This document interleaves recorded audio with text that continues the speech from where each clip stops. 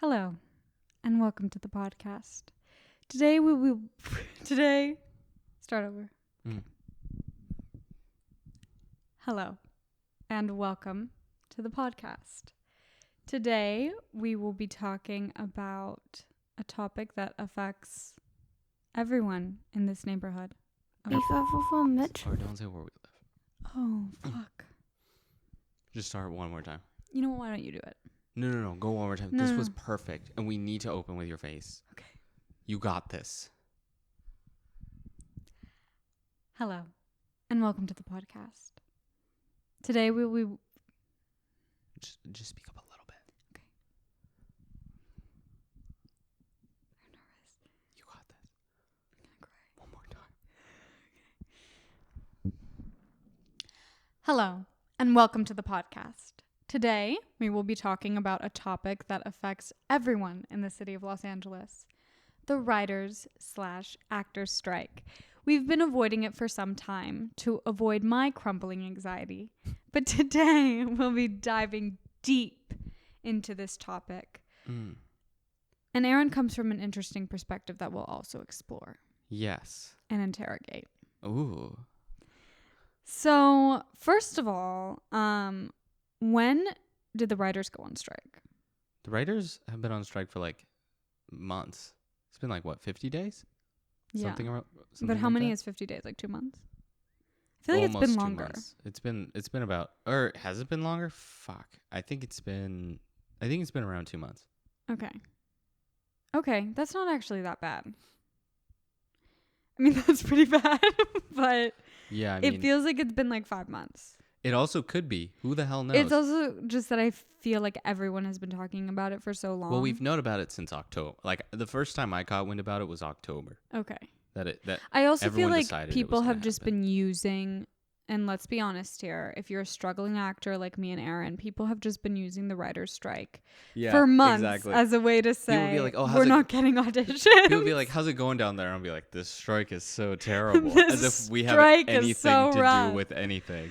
Yeah. You know, it's really affecting. It's really affecting me right now. So I feel like everyone has been personalizing the writer's strike for a very long time now, but it hasn't actually been going on because for it's that also long. like, you know, it's a terrible thing, but it's also the most vain industry on the planet. So Yeah. it's affecting. It is so kind of many reminding people. me of when we went on strike in Michigan. Yes, because it was a bunch of actors. And it was like, This is. it was a I mean, drama fest. I mean, this is different because, I mean, this is really bad, but it is like drama, you know? well, I think that the things that we addressed at Michigan were pretty bad too, though. you know? Yeah, of course. But, you know, this is like This is on a larger scale. I need to live. And it I affects need, money. Like, I need food, you know? That's pretty bad. I need healthcare. That's pretty bad. Yeah, that's pretty bad. But anyway, I did want to talk about the demands that the actors are asking for. Yeah, what the hell do these actors want? These actors. And I don't know as much about the writer's strike. I only did a lot of research on the actor's strike because, once again, I'm a vain actor. Make it about you. But I'm sure you know a lot about the writer's strike because you're also a writer. Yeah. So you probably did a lot of vain research on that as well. But I wanted to start off by saying they want increased revenue and Okay, what does that mean? so basically they want to be paid residuals. Yeah, that's like the main thing thing. everyone's been That's the main thing. fussing around. Well, the way like network TV has always worked, and the reason why it was like the way network TV worked and why it made so much sense is like that was all public information. You know how many people were tuning in every single night all over the world. So if you had a network television show, what you would do is that, especially if you were a writer, if you were a producer, Yeah. and even as an actor, because that literally said whether or not your show was going to survive, you would sit at night and wait for the numbers to come out. You'd wait for the dailies to say how many people were watching, how long were they watching, where did they switch off to, did they come back, what are the numbers? And then that would determine if the show can continue that would being determine made. whether or not the show would be continue to get made. But those numbers were public information, so then, you know, and I'm not sure what your research has, but in the 80s, when people were like, well, these numbers are public, we need residuals, we deserve to be paid. Yeah. And then residuals became a thing. And then everything was, nothing was equal. It wasn't exactly an equitable business. People were still fucked, but it was significantly better. And then when Netflix started in like the mid 2010s, when they started streaming and streaming took over, there were no clauses for residuals because this was just like a whole new thing. And the problem with streaming services is none of their numbers are public information. No. So, it's not baked into any contracts. Or if it is, they're completely fucked on anything. So what percentages do they want? They just want 2% of revenue. That seems reasonable. Which is really nothing if you think about it. For the actors. That seems extremely reasonable. Yeah. 2%. Okay. Yeah, that's crazy. The second demand that they have is that they want to increase salary minimums. And so basically they want it to be increased by 11% after the first year. Because if the show's renewed and you're like a recurring character? I think it's after the first year of like being part of SAG. Oh. I'm not really sure. I feel like that must be if your show's renewed. Yeah, but it's for background actors. Oh, I don't fucking know. So I think that it's just in general, like the base salary, the minimum salary that you can be paid as a SAG actor. They want it to be increased after your first year of being part of SAG. Oh, okay. Cool. Maybe I'm wrong. That sounds good to me. That sounds great. Okay. Well, and then what else? And then the producers came back with 5% instead of 11%. Originally, they started out at 14% in negotiations. Wait, say that one more time.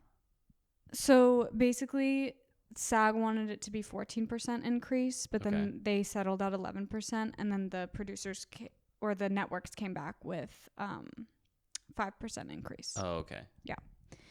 Okay, and then the third one is the big T that we'll be diving into today, which is getting consent for AI training using an actor's likeness.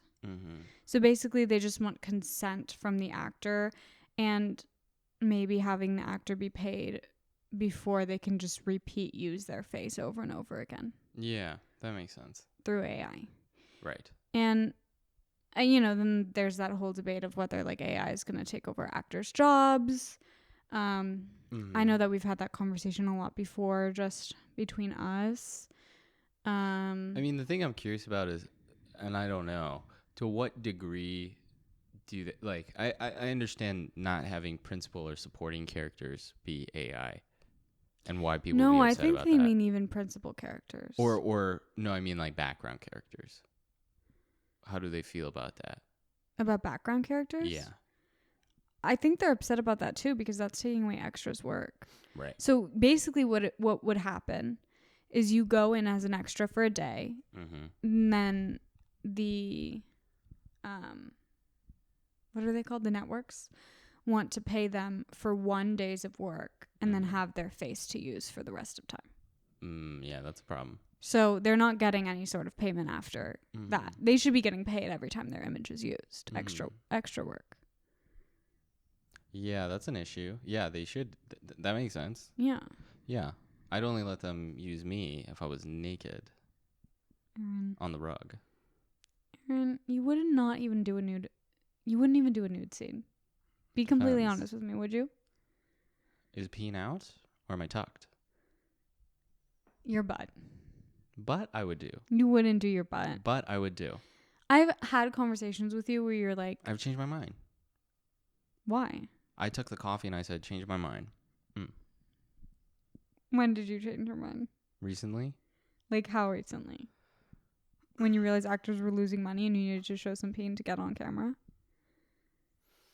No, I feel like no one cares anymore. I've kind of changed my mind too. And what? So now you wouldn't do it? I don't know if I would show my boobs. That makes sense. Well, I was totally free about it before. I think it depends on the situation. But now I'm a little more insecure about them. Oh, yeah. Yeah. We'll take them out. Sorry. Get out. Get out. Yeah, that makes sense. I understand. I think it depends on the context and it depends on the project. That's how I feel about it. I wouldn't do it for. Yeah, I agree. Like if someone offered me normal people, I'd be like, yeah, anything's out. Anything you want. Yeah, it depends on the project. Depends on who you're working But with. the truth is like when you're a young actor, you might not have as much agency over Yeah, that you sort have of zero thing. agency. Yeah. You get nothing. Nada. Well, there's more like intimacy directors. That thing I think is a bigger thing now, but Yeah. Oh my god. Can you imagine what it was like? It's probably terrible. well, it was, run by Harvey Weinstein, so yeah. Yeah, he's a bad guy. I think there are some demands that are like asking for like more consent on sets and things like that too. Is this fair? There should probably be stricter guidelines. Yeah. Because I'd imagine even with intimacy Well, the whole thing is coordinators it's a power play, right? Like even in, I don't know. I think also actors are just taught to say yes to everything. Yeah, of course. Well, think about it. Think about how hard it is to get on set. How hard it is to get a project.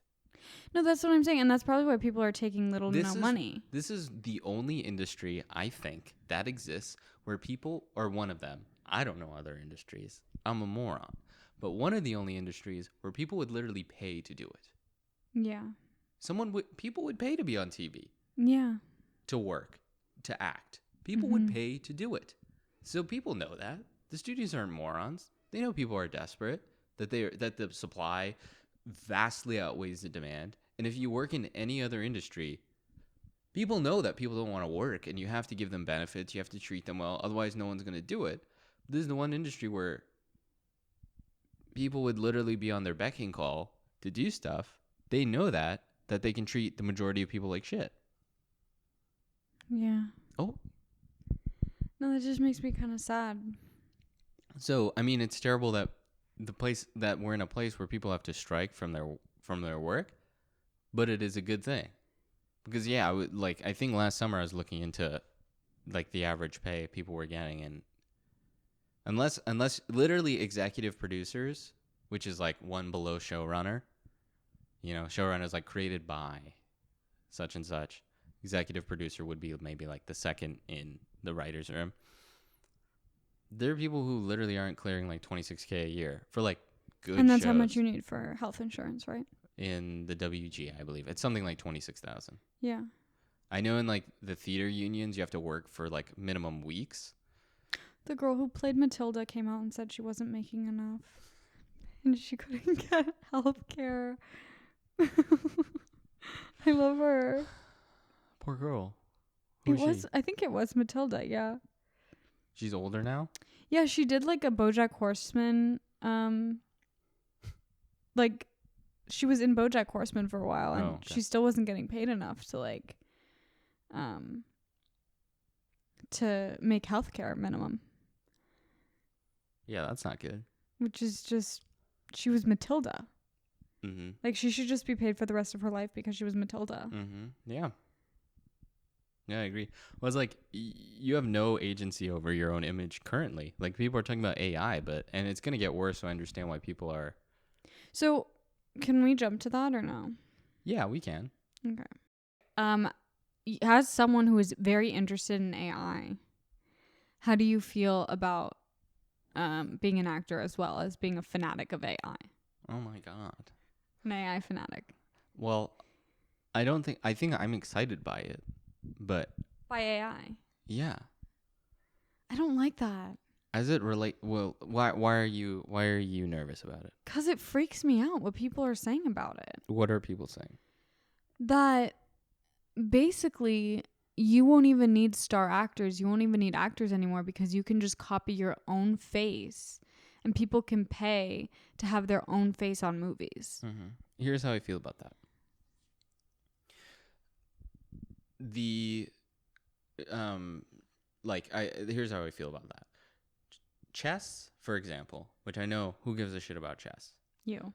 And probably a lot of people watching this podcast. I feel like we have a chess audience. Anyway, continue. Humans have not been as good as AI power. Because AI has been around since like the 50s. It's been around for a very long time. But what was it doing back then? It was just not. It was not funded because it wasn't good. It wasn't as good as it is today. But what was it doing? It was doing things like problem solving at very low levels. It couldn't do it as supremely. But you know, like those little like robot toys that would like talk to, like they used to sell. I'm forgetting what company, but they would sell like little dinosaurs that you could talk to. Oh, like my baby dolls that would walk?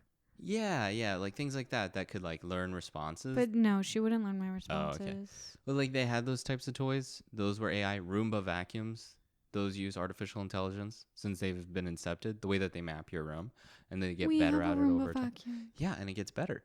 So the amount of time it takes when it first maps your room is a lot longer than now because it learns and it gets better at knowing your space. So where do you predict artificial intelligence will be in the next year? I'm not super confident about the next year, but I think because I feel like already mm-hmm. since I've recognized your interest in artificial intelligence, maybe it's just because I'm more aware of it through you, but I feel like the whole world has been more aware of it.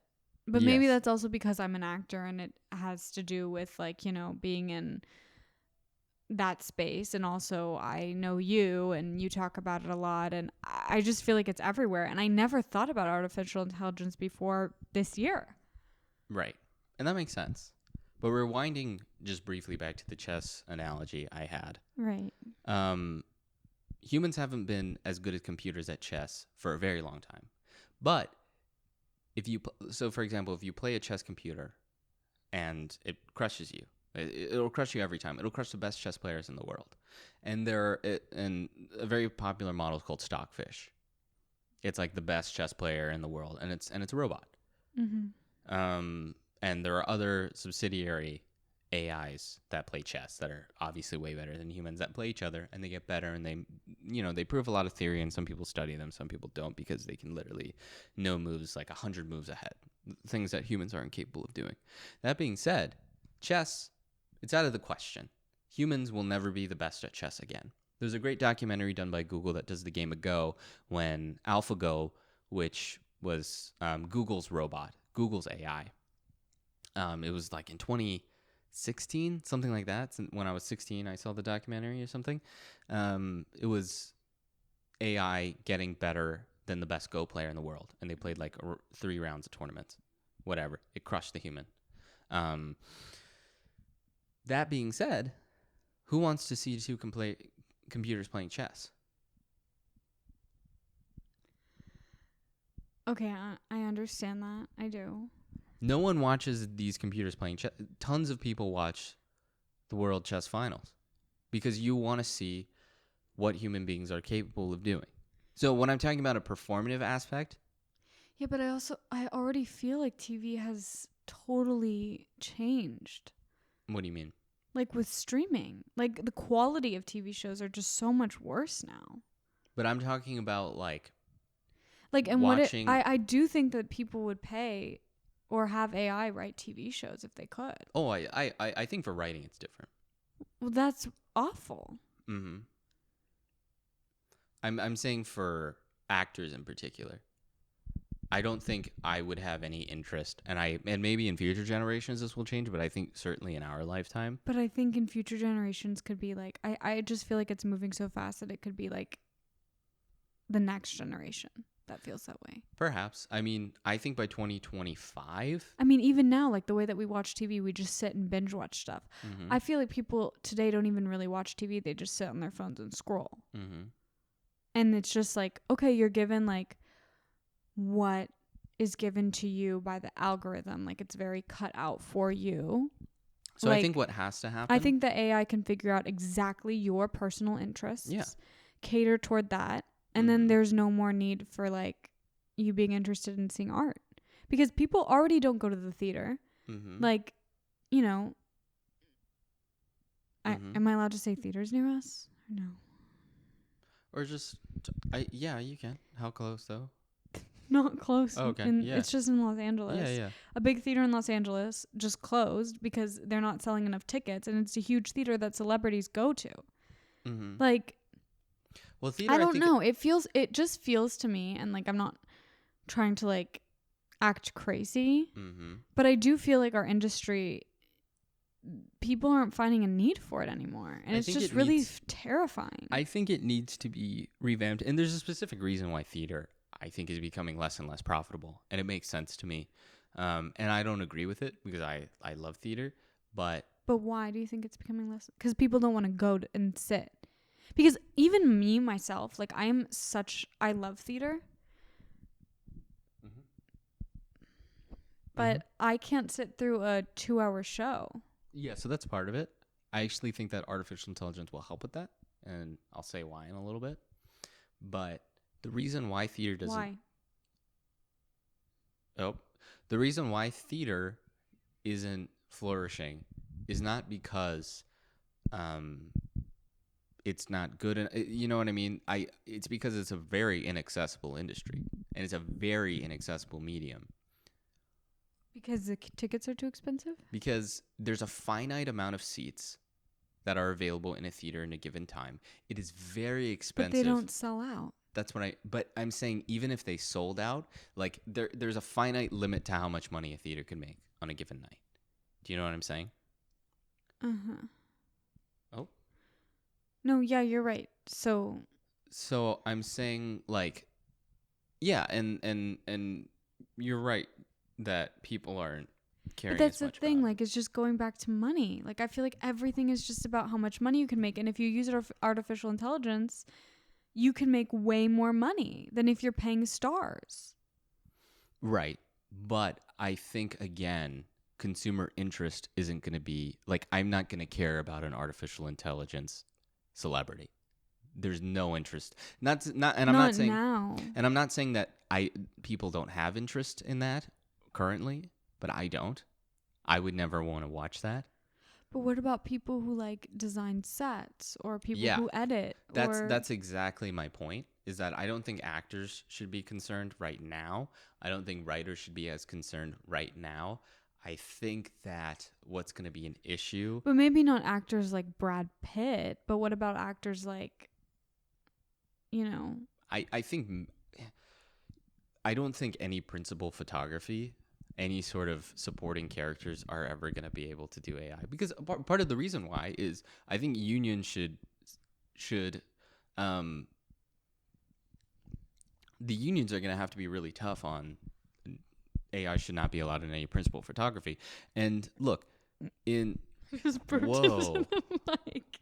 I never burp. I'm so sorry. in the 2000s, there was a company called Napster, which was made by Sean Parker, and essentially what the app was, and nothing like this had ever been done before. It was like music was until then just essentially CDs. Mm-hmm. And then once Sean Parker came around, he started Napster, and people could upload and rip their CDs onto the internet, make playlists, and share other people's music with other people. And you could basically just listen to people's music online for free.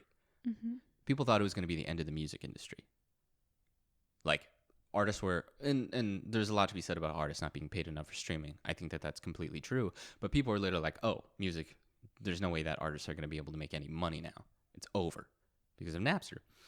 And it was the Wild West for a while, for as long as Napster could exist. But isn't that still like an issue with Spotify right now? Yeah, exactly. And it's a problem. But the issue was artists weren't being paid a dime. Yeah. People could just upload their music for free, share it with each other. And it was I mean, that was unheard of. That was never a thing. Mm-hmm. And it was the Wild West for a while until the government came in and they regulated it so that like it couldn't work that way. SoundCloud had a similar issue when it first started out. And then, yeah, Spotify exists now. And I think that that's more indicative on the issue with streaming as a whole. You know, streaming needs to come up with a fair system for paying artists reasonably. But it hasn't yet. No. I mean, that's what people are upset about, right? That's what people are working towards right now. That being said, going back to AI, like my concerns aren't right now with actors, just because I'm not sold on the idea that people are going to watch a TV show made entirely by AI. You know, like that doesn't sound appealing to me. Maybe my opinion will change on that. But Yeah. I feel like my interest in watching things like sports. Would you want to watch a sports game that was made just by AI? That's not actually people playing. You know what I'm saying? Like Alan Turing developed something called the Turing test, which was humans' ability to tell whether or not they're talking to a computer. Mm-hmm. right? And if something can break the Turing test, that means people aren't sure whether or not they're talking to a computer Mm-hmm. or whether or not they're dealing with a computer. I think that as AI progresses, the government is going to have to regulate that humans know whether or not they're talking to something that is powered by AI. Because like we're talking about like face swapping or deep faking, like those types of Yeah, issues. but what if they don't know? I think that the government eventually, and it's going to be a Napster situation. It's going to get really nerve-wracking in the next few years because the government are a bunch of old schleps and they don't know what they're doing. It's going to take a while, and it's going to be the Wild West for a few years. But eventually, I think they're going to, because it's only going to get more and more powerful, they're going to have to be, I think, significant regulations about the idea that we have to know what we're looking at, that it's not, in fact, human. And I think that if human beings know that what they're watching aren't human beings, it's going to be similar to the chess thing. Who's going to want to watch two robots playing chess? Who's going to watch ESPN and just watch the World Cup, an AI World Cup, right? And that's not interesting to me. I think movies will be something similar in terms of, at least from an actor perspective. I would have. What about from a writer's perspective? I would feel similarly. I just think that okay. Because I already think that writing has completely changed. Like, the TV shows nowadays that are popular are the ones that make good reels on TikTok. Genuinely. Yeah, right. Genuinely. I don't even care about the plot anymore. It's what's aesthetic to look at while I'm flipping through TikTok. And I'm saying that for myself, and right. I'm interested in plot and character exactly. as an actor. And I think that that's existing for a time, right? I think people are getting tired of that. And I think people are going to get more and more tired of that. And I'll give examples. Marvel was doing really well when it first came out. The first Iron Man, huge hit. They realized they had something like really good going for them. They continued that path. They were doing really well. And then I'd say like after, and maybe I'm not the best person to be talking because I don't watch any of that crap, but I think people are starting to get tired of. The Marvel movies still sell out. Not as much as they used to. Not as much as they used to. Like, for example, like Barbie and Oppenheimer just came out, and their like combined gross was just as significant, if not more, than some of the most recent Marvel movies, which have not been doing as well as they could have been, or as they used to be doing. And I think people are tired of just being shown like really quick, really fast things without nuance, just go, go, go in your face all the time. My other example is with Euphoria. It's like just showing things with really beautiful people, really violent, really sexual, really crazy things all the time in your face, blah, blah, blah, make it look really pretty. That was interesting when it first came out because that had never been done before. Yeah. Now look at his most recent show where he turned the dial on that formula to tenfold. There was like a scene where he shoved a comb up her butt or something. A comb? Yeah. Up her butt? Up her booty. Ow. And that was like a controversial thing. They had to cut the last episode out of the season. They had to end the show early. No one watched it. Everyone hated it. It's because, like, when things are new, when things look pretty, when they look exciting, people are interested in those things.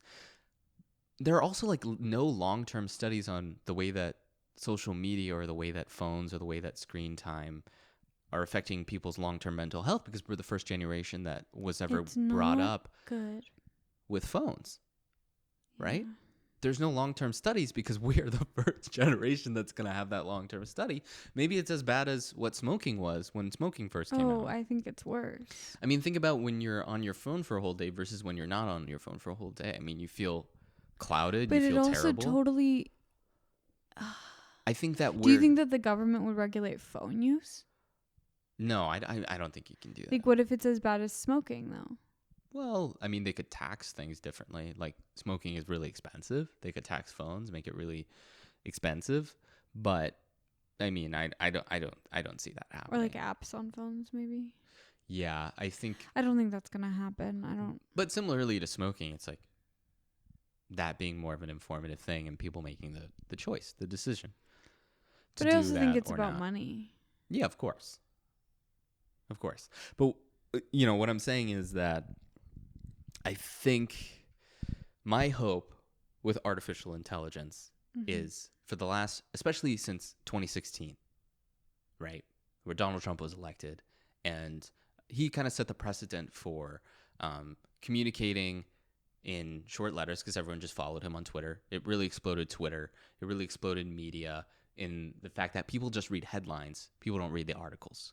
No one knows what the hell's happening. They're reading the first sentence of the first article. They're reading bullet points. Right now, even like the president and the past presidents of the United States, they don't even read their own daily reports. They just read the headlines. Like, no one cares about nuance. People scroll, want 5 seconds. 5 seconds is too long. We want 3 seconds. We want 2 seconds. I think that there's going to come to a point where that's just literally not.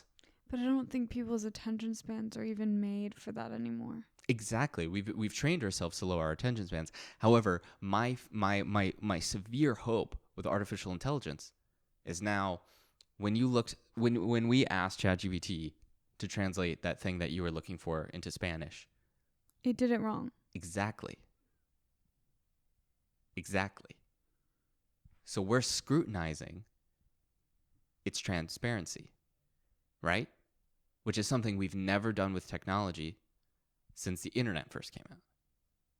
So my hope is that we care about nuance again because we're scrutinizing it to a degree that we've never scrutinized technology before. We read an article read by a human, we automatically assume everything is truthful and everything is honest. Every single thing we read on the internet, people take at face value, even though I'm sure at least 80% of it is bullshit. With artificial intelligence, which is, I'm sorry, but it's way smarter than human beings, it's still going to get things wrong. But imagine how many things a human being gets wrong on their day-to-day life. People are going to care about nuance again because we feel weirdly out of control. I mean, think about like self-driving cars and like how people thought that, oh, no one's going to be driving by 2023, right? I mean, that's what people were literally saying in like 2015. But I think that'll happen one day. But think about how much longer. Those self-driving cars are really, really stupid. Like, I've driven behind them. Right, but yeah, they are. They're so fucking stupid. It'll be like 2 a.m. and they'll just be like. I also feel like that's like a specific thing. Like, I think that your parents are more attuned to that. Okay, but I'm saying like. So I feel like in your bubble, people would talk more. Like, I did not think that self-driving cars were going to be a thing by 2023. But that's what people were. That's what like Tesla was saying. That's what Apple was saying. That like maybe like people. But what I'm saying is people were ultra skeptical about it, and people are more skeptical about cars that have been driving for hundreds of thousands of hours. That sole purpose is to drive safely. People are more skeptical of those cars than. Well, it's because they don't have control. Exactly. But that's terrifying. Like, I think that they have every right to feel that way. Exactly. Absolutely. So my hope is that the technology, what's going to happen is the technology is going to get really good really fast, and it's going to be really scary. But people are going to be hyper critical of every single step of the way. And they absolutely should be. I don't think it should be, oh, let's have it run away at the rails, right? I think that's not going to happen. What's going to happen is people are going to be hyper fixated on every single little advancement that it takes because people already are. And I think that that's a good thing, you know? And my hope is with that, people will start to read more. People will be less focused on tiny little quips because people, if you read a headline that's written by an AI, you're not going to just read the first sentence. You're going to read the whole thing to make sure it's accurate. So you think that articles are going to be written by AI now? I don't know. I have no idea. I think I don't know if it will completely change the way that we get 5-second videos. I think people will still scroll through that because if it is still like influencers and real people making those things, they're going to scroll through it like that. What do you mean? I don't think that. Yes, I think people will scrutinize AI, but I don't think that people will stop scrolling through 5-second videos. I think that will just get worse and worse because it has. But I don't know. I think that everything is... I don't think people are just going to be like, well, I'm going to stop being on social media. I'm going to stop being on TikTok. Like, right. These things are getting, like, shorter and shorter. Yes. Our attention spans are getting shorter and shorter. Yes, definitely. Like, children literally don't even know how to socialize anymore after the average COVID. attention span is 7 seconds. Yeah, that's terrible. Mm-hmm. But what I'm saying is I think the long-term effects of technology that can do things for human beings is they're going to be more focused on what it's doing and that it's doing things accurately. And I'm saying, like, the cumulative effect of attention spans getting lower is conducive on the idea that we've been scrutinizing what's true and what's real less and less over the last, like, 10 years. And you think people will start... Like, what about kids? What about kids who are just being introduced to AI? I don't think that they'll care. So I think that the way that education is focused is going to have to shift completely, because it's going to be like, what, you're going to tell kids in school that they shouldn't be able to use calculators? That's ridiculous, right? You're going to tell kids in school that they shouldn't use AI? That's ridiculous. It's so obvious that that's where things are headed. So instead of mitigating... No, I'm not talking about that. I'm talking about if a kid is on social media and they're seeing things, like, they're not going to scrutinize whether something's AI or not. So they don't care. They have to be taught to scrutinize AI. So I'm saying in, like, schools and institutions, instead of telling kids that they can't use AI, is that they should, but you have to make sure that everything that it's generating is correct. So instead of, like, you have to write a 20-page paper, let's say it's like your thesis in high school, and you have to write like a 15-page paper on frickin' history. I don't know, like a period of history. Now, make it a 40-page paper. But you can use AI. It can write the whole thing for you. But if a single fact is wrong, it's a letter grade down. For every single fact is wrong, it's another letter grade down. But then kids are not going to know how to write. Kids can't do mental arithmetic. Writing is a different thing, Aaron. I think kids are not going to know how to write if they let the AI write for them and they just edit it. So kids are going to be editors. I think that doesn't make any sense. I'm sorry. I think that kids will be both. I don't know if anyone's going to be like not every kid is going to be Hemingway.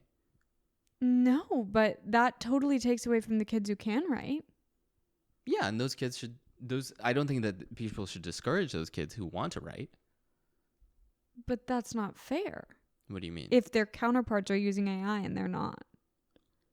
I mean, and they're getting the same grade because the AI is a better writer than the kid who is actually a gifted writer. Mm-hmm. That doesn't make any sense to use AI to write a paper. What about the kids that don't want to use calculators in school?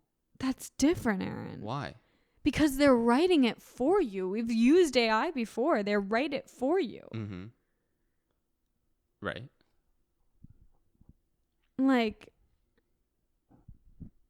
And you cannot use calculators up to a certain grade.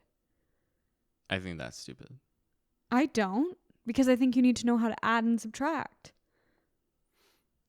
Yeah, when you're a kid, you can't use calculators if you're learning your times tables.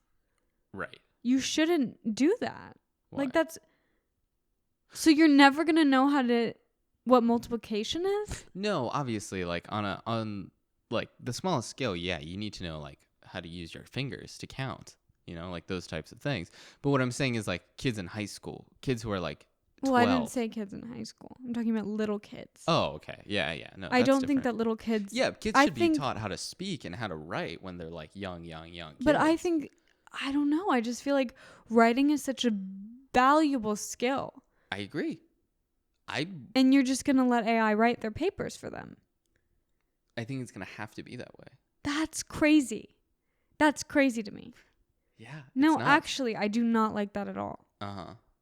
But you do, as a writer. Well, I think it's because we have interests in those things. I guess. I'm not a writer.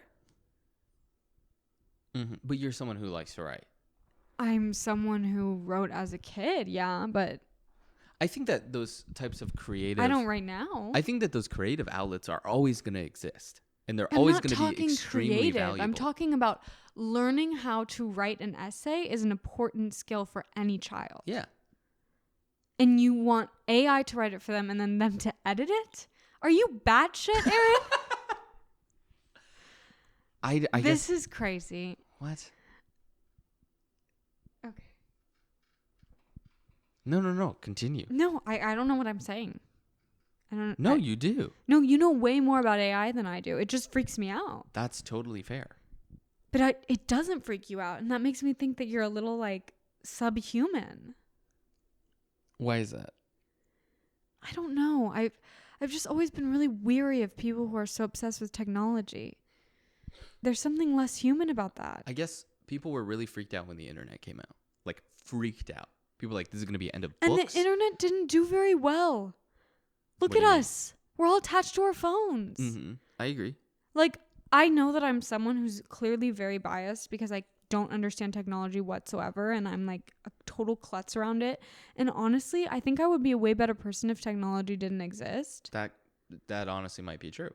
It is for me personally. For other people, no. I think that technology, they've used it to their benefit. Okay. It just freaks me out that there's like this thing out there that right now when I see AI, I'm not threatened by it because it's not that advanced in my opinion. Yeah, it's not. Like, it's kind of bad. But if you're saying that it's going to become way smarter than the most like talented genius humans, and then you're going to have them write children's essays, like, come on. Kids have to know how to do things. I agree. I completely agree. You don't agree, though, because you're saying that AI should write the essay for them, and then they nitpick like which facts are right. Yes. I don't think that children write or really care about writing or write very well to begin with. But they have to learn how to write. I agree. And look, I think that assignments are going to I don't think that it's going to just kids are going to be able to go, okay, da boop, and then just watch it and then go I think they will. I think that look, then I don't know, man. Clearly you do know. Clearly you have your opinions. Clearly you have yours, buddy. I do. This is going to be the end of this podcast or this one. The end of this podcast? That was a joke. It wasn't funny. Nothing you're saying is funny right now. I know. It's fine. I'm just freaking out. Of course. Because I feel like my job is being taken away and my children aren't going to know how to write. They're going to be able to write. They're going to be able to write. No, but like already, like it's not fair certain kids who get into certain colleges because writing is not even a skill that they look at anymore because they're having AI write their essays. Uh-huh. Uh-huh. Well. It's ridiculous. Yeah. Okay. So what? You're looking at me like I'm an idiot. No, you're not. You're making me think of perspectives I've never thought about before. So this is great. Come on, you never thought about these perspectives. Of course you have. What do you mean? You're human. Do you not even have a heart? Look. You look. You look. Here are a couple. I understand that you're positive about everything that goes on. But when your children are illiterate, they will not be my children. We are not having children together anymore after this conversation. They're gonna be literate. They're Clearly not if AI is writing for them. Okay, but think about it like this. How good were your teachers in school? My teachers were terrible. Mine were great. But were they good at knowing you, Sophia? Not in university.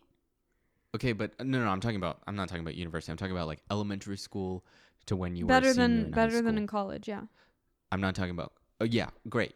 But what I'm saying is, were they able to do this for every single student? Go up to each student and say, "This is what you're really good at. This is what you're really bad at," and come up with a personalized. No, but you think learning. AI is gonna do that? 100%. I'm not saying AI is going to take teachers' jobs too? I'm not saying no. There's still and that's the thing is jobs. People are thinking but there's something, Aaron. Mm-hmm. There is something about a human person going up to you and telling you this is what you're good at and this is what you're not good at. I know. The minute I sit at a computer, the minute I was in typing class as a child, that I wasn't good at it. Yeah. I knew that. Yeah. Of course, I'm not saying it's going to replace teachers. It's not going to do that. But it's going to I don't like it. I it's don't going to like be it an at all. assistive tool to help kids who are either really advanced, who are really struggling, or in between. Why should certain kids have to suffer because they can't pay attention in class, or they're not, like, for me as a kid, I'm going to be completely honest.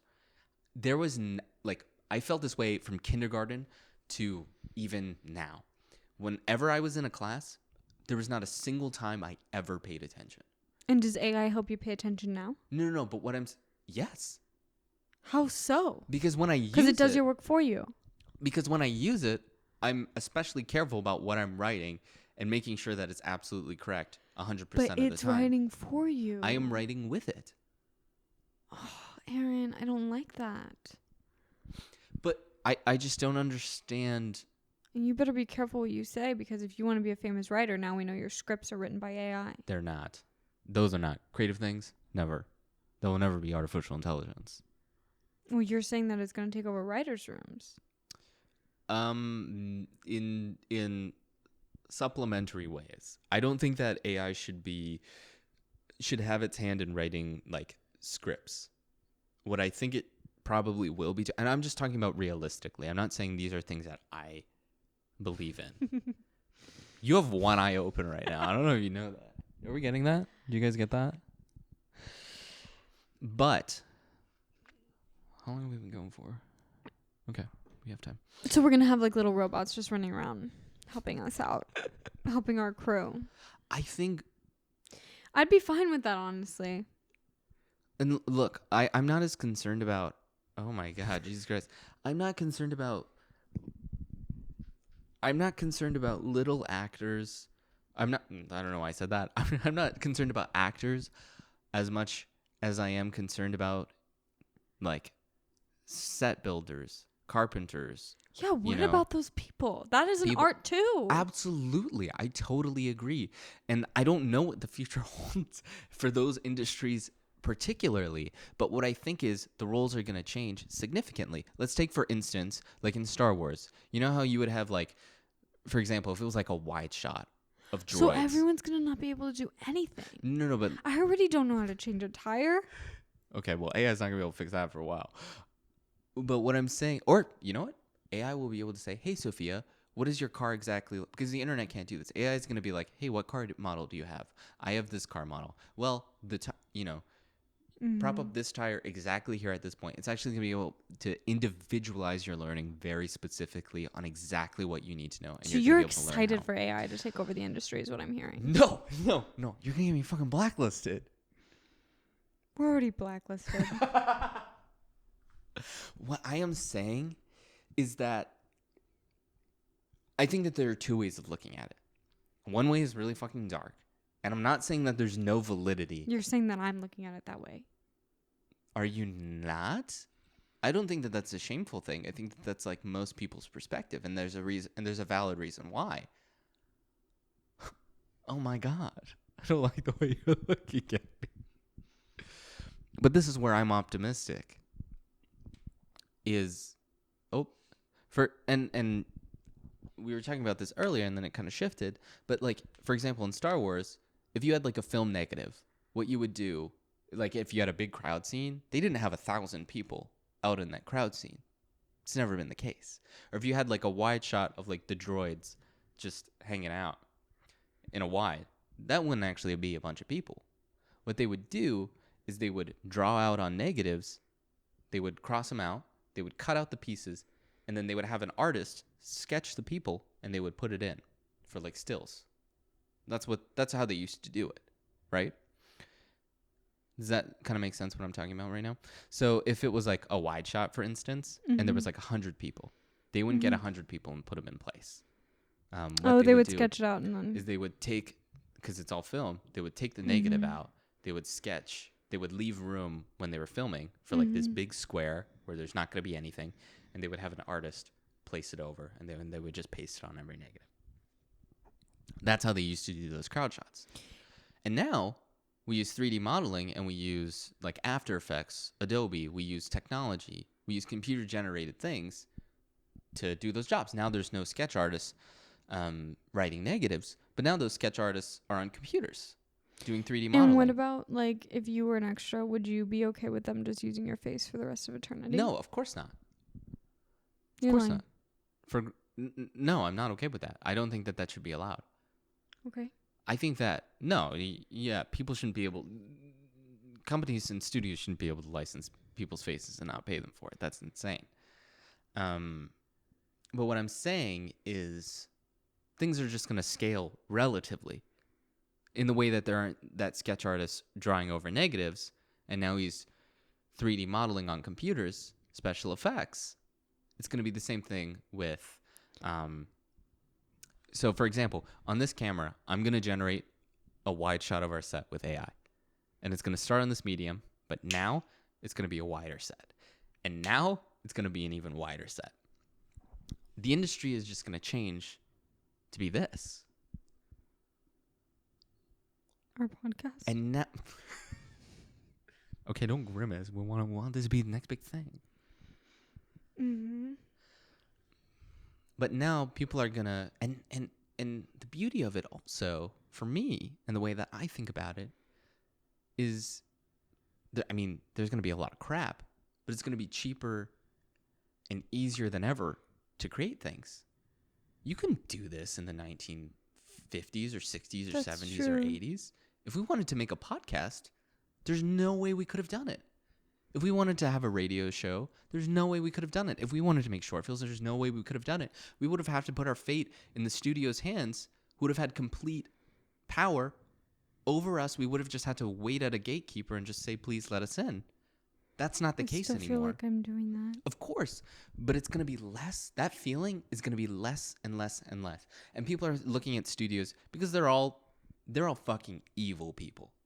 Anyone who's a studio executive, fuck you. All three of you. But what I'm excited for, and the reasons why people are upset about the studios, about all those corporate infrastructures that are just leveraging this new technology to fuck people over, that's a completely valid feeling. And the ways that corporate structures are going to fuck people over, they're going to do it because that's how they've been doing it since business has been alive. That's what businesses do, and that's going to continue. But what excites me is, I'm going to be completely honest. I don't think anyone's going to be scanning this face for AI to be the lead in their movies. So what excites me is the opposite end of that spectrum, which is if we want to make a movie, We can make ourselves more attractive on screen. not that, although sure, you could probably generate some abs off of this flab, but it'll only get more accessible to do the things that we want to do. Maybe, yeah. No, it will. I truly believe that. But if we reject it at the consumer level, they're not going to at the corporate level because it's going to make them money. So if the independent filmmakers and the independent people out there reject technology, that's where I think we lose.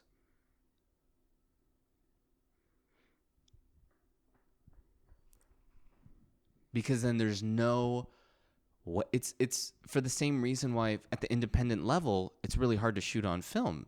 It's just really inaccessible. It's really expensive. If you're a new up-and-coming independent filmmaker without money in the budget to do that. Yeah, you're right. And think about it this way.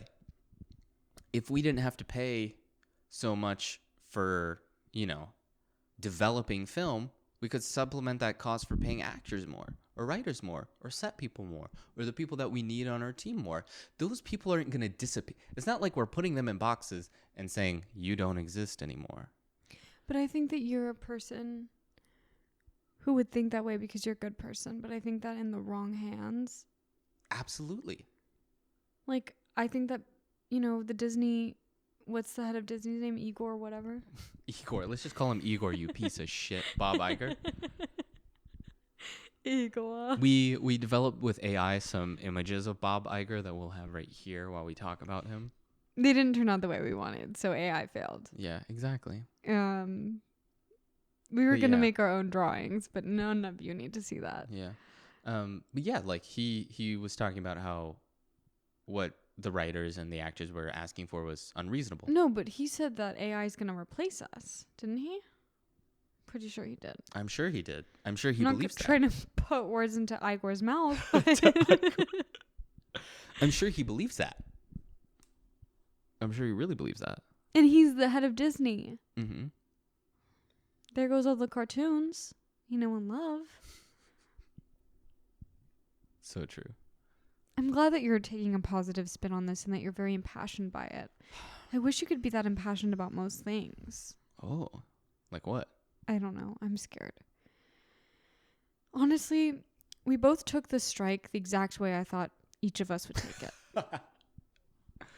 That makes sense. At least that hasn't changed. That's true. And that's comforting. You can't AI this relationship. Honestly, I think you can. You think? Probably. We I have don't kind of think a so. standard trope relationship. Mm. I'm a big girl, you're a little guy. Mm.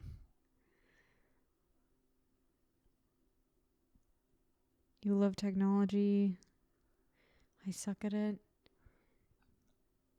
I don't know what to say. I think that it is scary, and in the next few years, it's gonna get even scarier, and we're gonna feel really displaced. It's just hard when I like. But this isn't the first time human beings have felt this way, No, I know that. and we're at the precipice of just a paradigm shift. I just feel like there's so much uncertainty in my entire life right now. Yeah.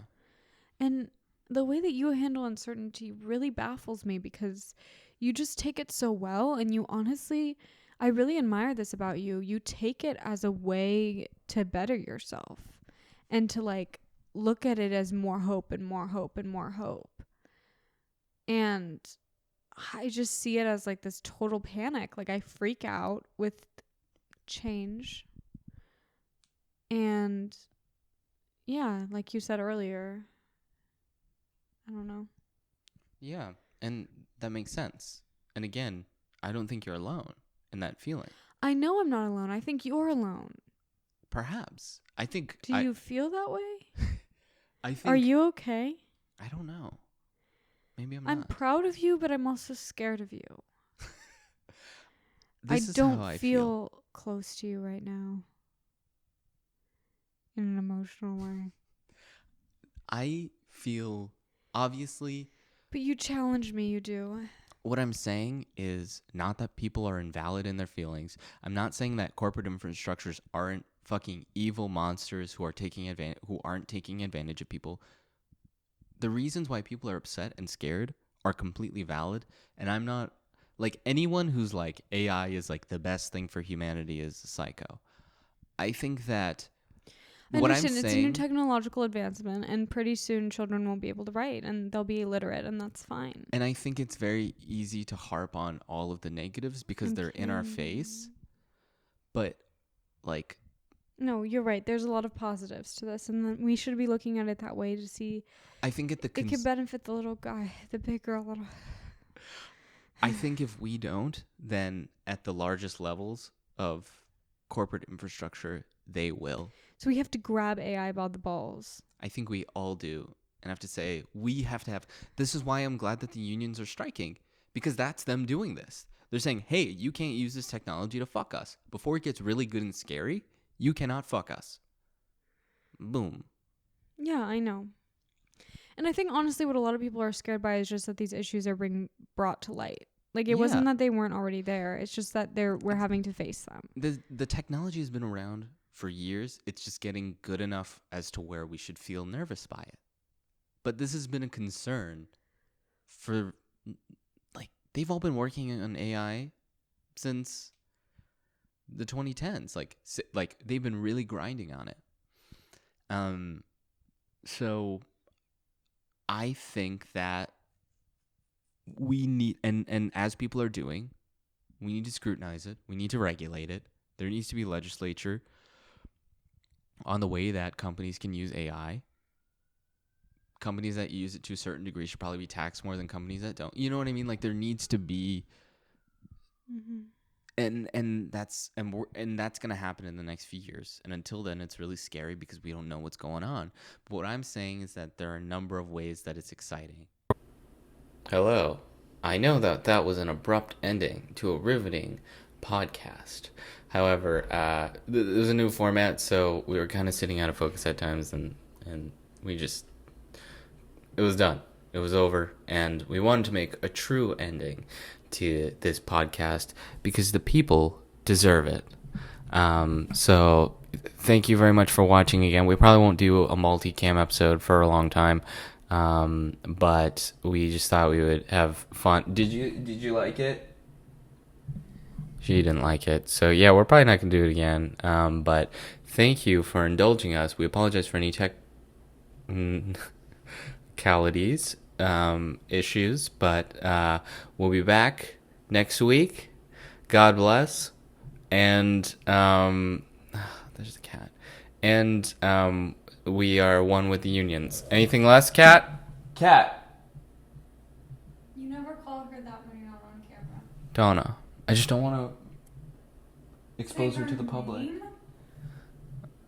When have you started becoming so paranoid about the public? I don't know. It's like a recent thing. Yeah. Anyway. Oh, my God. We're going to have to blur that out. All right. Have a good night, you guys. We're going to go... bitch. We're going to go eat some delicious ice cream and pet our poos. Our cat. Aaron, this isn't a sex podcast. I know. You can't just make sex jokes without talking about it. I'm not trying to. I'm just trying to talk to my friends.